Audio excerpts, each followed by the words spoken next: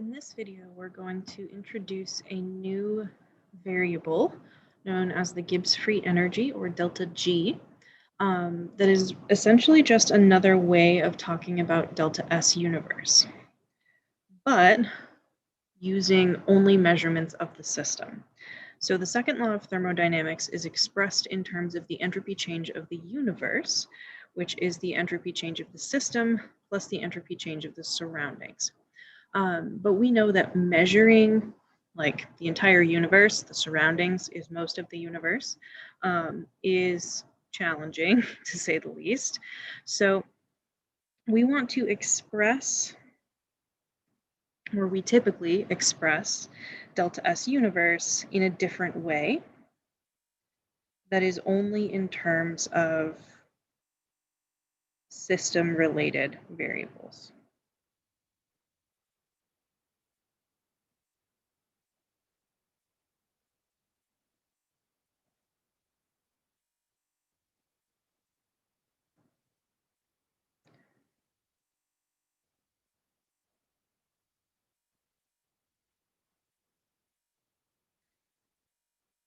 So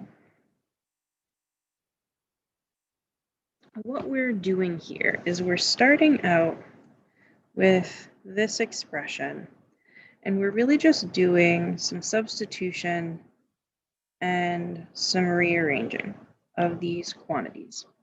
So we discussed in the last video how chemical reactions can affect the entropy of the surroundings through transfer of heat, that exothermic reactions give off heat to the surroundings, increasing their entropy, and endothermic reactions absorb heat, removing energy from the surroundings and decreasing the entropy of the surroundings. So mathematically, the entropy change of the surroundings is equal to the enthalpy change of the surroundings divided by the temperature in Kelvin. So we're still in terms of the surroundings here, which isn't where we want to be, but by the first law of thermodynamics, we know how the enthalpy change of the system and surroundings are related. We know that any heat that went into the surroundings came from the system, any heat taken from the surroundings went into the system. So we know that delta H of the system is just equal and opposite for delta H of the surroundings. So we can substitute in again, and we now have a relationship that delta S of the surroundings is equal to negative delta H system divided by the temperature. So if we plug this back into our original equation, delta S universe is delta S system plus negative delta H system divided by T. So we now have a description, a mathematical description of the entropy change of the universe that is only in terms of measurements of our system, which is really nice, that we can do calculations and measurements of our system pretty easily. But this is typically expressed in a different way.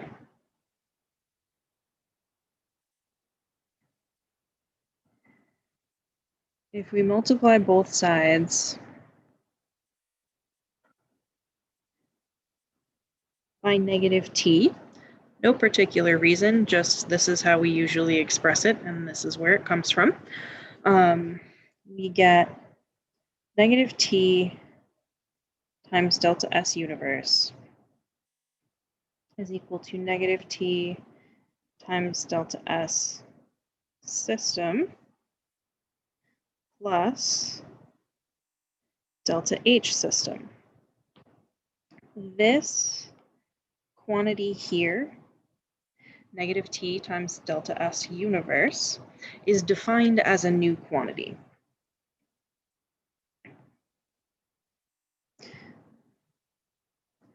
So this is defined as the Gibbs free energy of our system. So we're defining this as a new variable.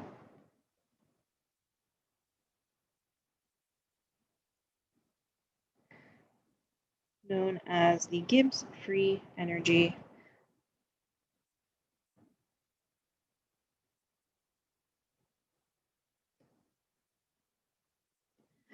or delta G. So Gibbs free energy is sometimes also referred to as the thermodynamic potential.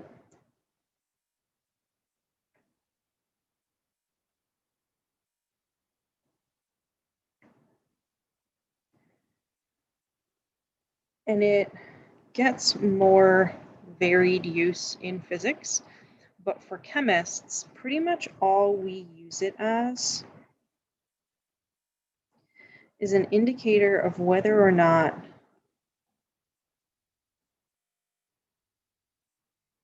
a reaction is thermodynamically favored, aka spontaneous.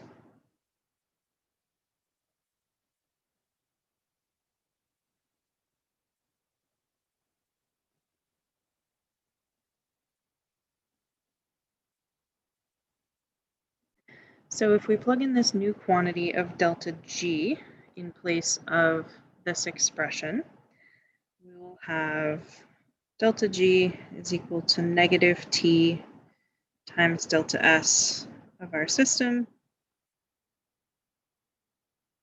plus delta H for our system. Since everything is in terms of the system and the system is the thing that we're interested in, we usually just leave that label off. It is assumed that any variables you are talking about are related to your system unless it is specifically stated otherwise. So this equation is typically written just rearranged a little bit as delta G is equal to delta H minus T. Let's actually write this nicely.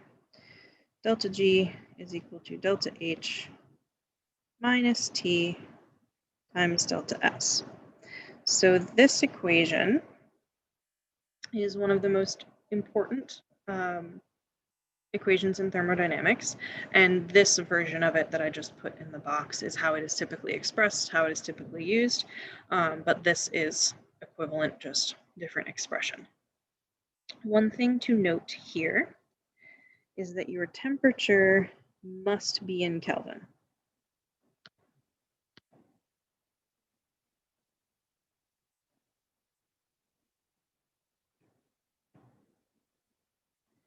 We are not talking about a change in temperature. We are talking about one absolute temperature. It must be in the Kelvin scale. And the reason for that is actually the third law of thermodynamics, which we're not really going to talk much about. But what the third law of thermodynamics says is that the entropy of any substance at 0 Kelvin, at absolute zero, is 0. That because there is no motion, there is no kinetic energy left at absolute 0, nothing can move, means it's stuck in one microstate, which is an entropy of 0. So because we're relating entropy and temperature here, we need those two things to align. That 0 temperature means 0 entropy, and that is only true in the Kelvin scale.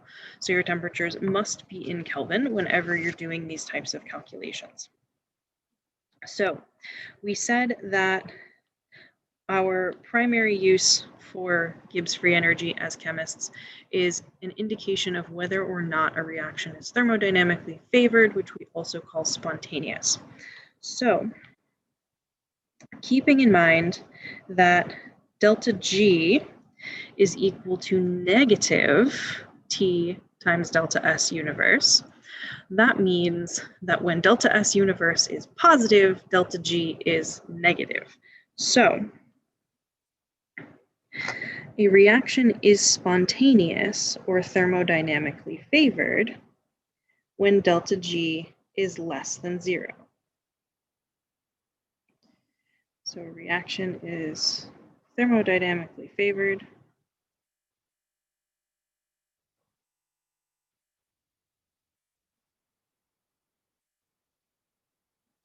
aka spontaneous. And what this means is that the reaction will occur in the forward direction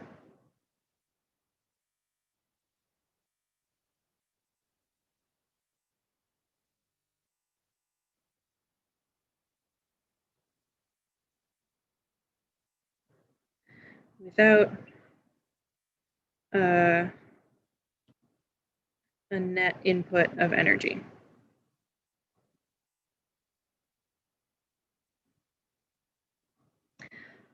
When delta G is positive, the reaction is referred to as thermodynamically disfavored or non-spontaneous.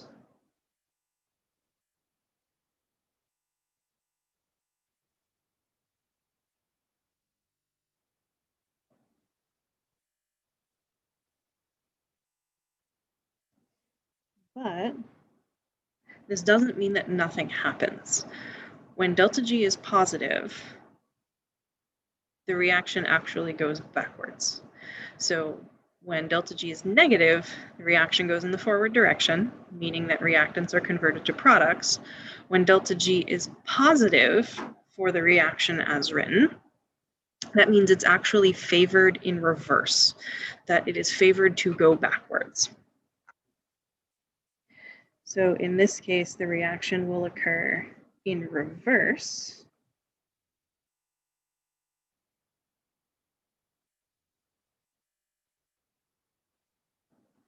without a net input of energy.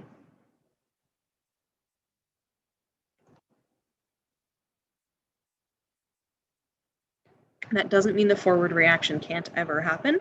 It just means that you would need to put in energy from some external source continuously in order for it to keep going in that direction. So delta G being less than 0 means the reaction goes forward. Delta G greater than 0 means the reaction goes backwards. Delta G equals 0 is where nothing happens. So when delta G is exactly equal to 0, we say that the reaction is at equilibrium.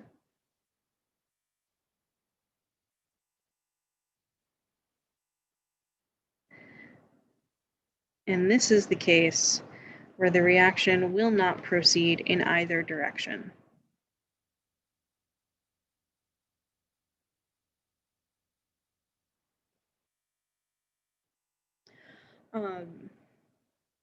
Where essentially nothing is happening. So if we want to think about what makes a reaction favored, what makes a reaction spontaneous, what we're looking for here is what makes delta G negative.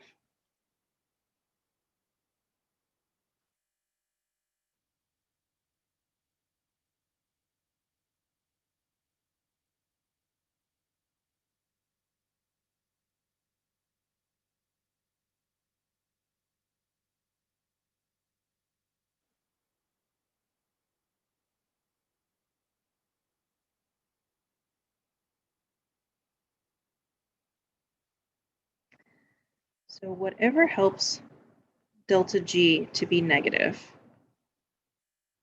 is helping to make our reaction thermodynamically favored.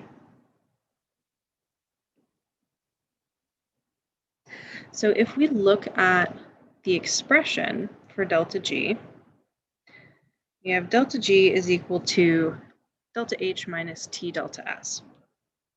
Things that help delta G to be negative are delta H being negative, or because we're subtracting here, delta S being positive. So those two things both work in favor of something being thermodynamically favored.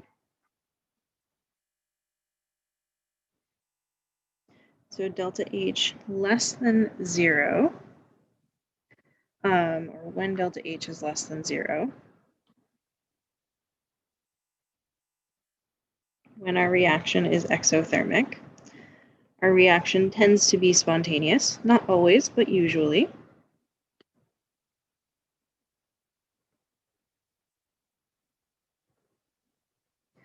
And when delta S is positive, our reaction tends to be favored or spontaneous.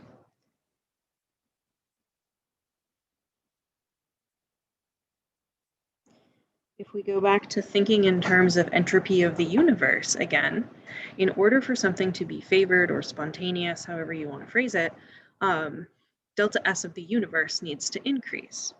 So increasing the entropy of the system helps that, works in that direction.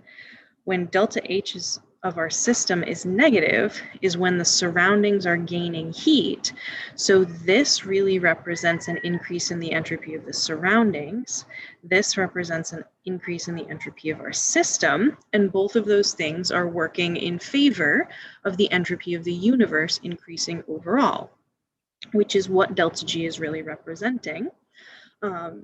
That when delta G is negative is when the delta S of the universe is positive, has increased, which I know is confusing because they just had to throw that negative sign in there. But that's the way it is. So if we're thinking just in terms of signs, things being positive and negative, we essentially have 4 different combinations for delta H and delta S, and we can think about for each of those, under what conditions is our reaction going to be favored? So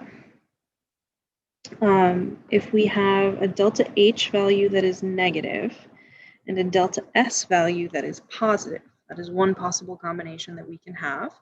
And those were the two things that both work in favor of delta G being negative and therefore our reaction being thermodynamically favored. If we think mathematically about this equation, this delta G is equal to delta H minus T delta S. If delta H is negative and delta S is positive, keep in mind that in Kelvin, T is always positive. Absolute zero is as low as we can possibly get. So T is always greater than or equal to 0, and we don't really need to think about being at 0. Being at absolute 0 isn't something that we can achieve in the lab. So T is always positive, or can't be negative anyways. So what that tells us is that delta H is negative, and this T delta S term is going to be positive. If we take a negative number and we subtract a positive number from it, we always get a negative result from that, with no exceptions. So if delta G is always negative, we can change the temperature, but it doesn't matter what the temperature is. Delta H and delta S are pretty much constant for a reaction. They do change slightly with temperature, but little enough that we typically ignore it. So that means that delta G is going to be negative at all temperatures, meaning this reaction is favored or spontaneous at all temperatures. If we have the opposite case, where delta H is positive, delta S is negative, now we're taking a positive value and we are subtracting a negative from it. The only thing we can ever get out of that is a positive value. We cannot ever get delta G less than 0 when that is the case. So this will be thermodynamically favored at no temperatures, under no conditions. Can you get this reaction to run in the forward direction without a net input of energy? It will always want to go backwards, never forwards. So then we have the other two cases here, where either both of them are negative or both delta H and delta S are positive. So we have found always, we have found never. Both of these are sometimes favored, sometimes disfavored. So if we think about the negative case here. So we said that delta H being negative was a good thing. That is helping delta G be negative. Delta S positive is a good thing, which is not what we see here. So we have delta H, which is good, can't really do anything about that term. Our delta S does not have the favorable sign. So we can kind of change the impact that this term has on the equation by changing T. So the entropy for this reaction is bad. It's not what we want it to be. So we can help that by making T smaller. So we are more likely to have a positive result if this first term is a much bigger negative value than the second term. So if we have a large negative minus a small negative, it will put us still in negative territory. If we have a large negative minus an even larger negative is when we get into positive territory, which is where the reaction would be disfavored. So the size of this term is controlled by the temperature. So for a reaction like this, we will have a negative value for delta G when T is small. So this means it's going to be favored at low temperatures and disfavored at high temperatures. For the positive case, we will have exactly the opposite. That in order for this result to become negative, we have a positive value minus a positive value, our temperature needs to get large enough that this second term is larger than the first in order to make the result negative.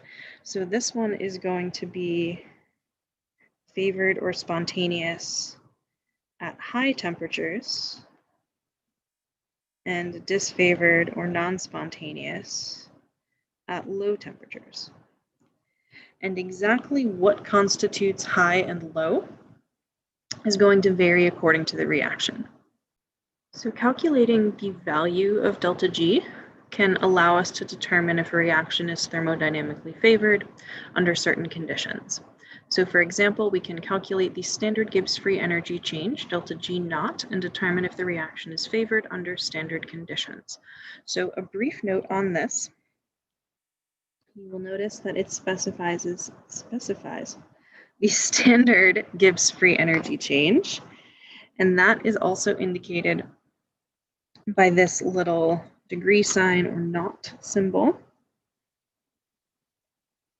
So that means standard, which is referring to standard lab conditions.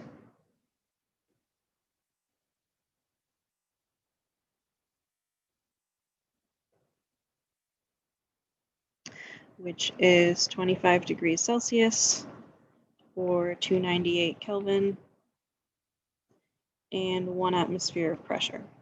The pressure doesn't come into our calculations anywhere, but the temperature does. So all this is asking you to do is you're given a value for delta H, you're given a value for delta S. We are just looking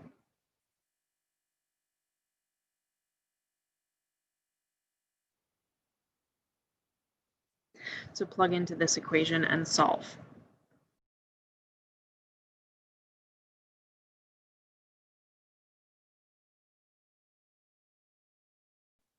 So since we know that we are at standard lab conditions, we're going to be using 298 for our temperature in here. We are given the values for delta H and for delta S, so we have everything we need to just plug right on in to our equation. So we have a delta H of 98.4 kilojoules. We will subtract 298 Kelvin times 0.246 kilojoules per Kelvin. And that gets us a delta G value, positive 25.1 kilojoules. And we were asked to not only calculate this value, but to use it to determine whether or not our reaction is thermodynamically favored under standard conditions. And since delta G is positive, that means that no, our reaction is not thermodynamically favored or is not spontaneous under standard lab conditions. So another thing that we can use this same expression for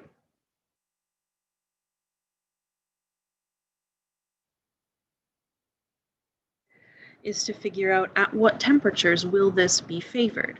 You may notice that this was one of our sometimes favored cases, where we have a positive value for delta H and a positive value for delta S.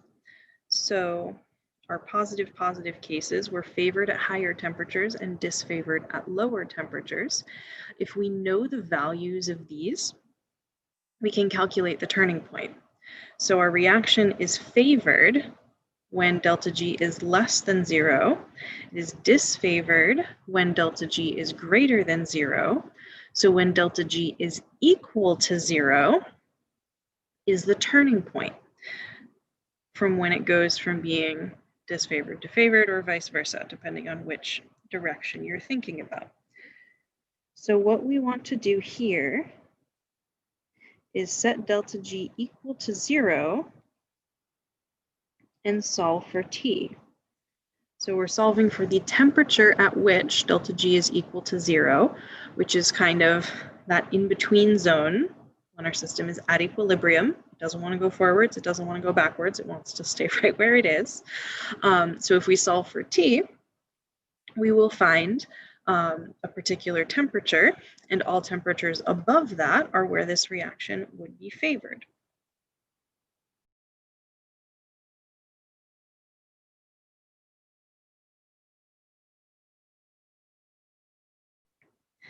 So if we set delta G equal to 0, we plug in the values we were given for delta H and for delta S.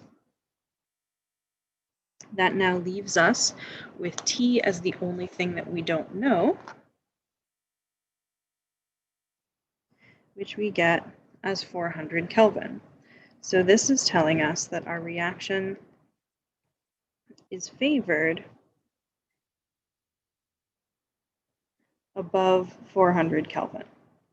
We know that it's above rather than below because of what we did back here, where just qualitatively, both of these values are positive. The bigger this one gets, the more negative delta G gets.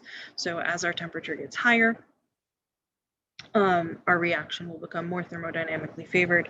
So this will be favored above 400 Kelvin because 400 Kelvin is where it will be at equilibrium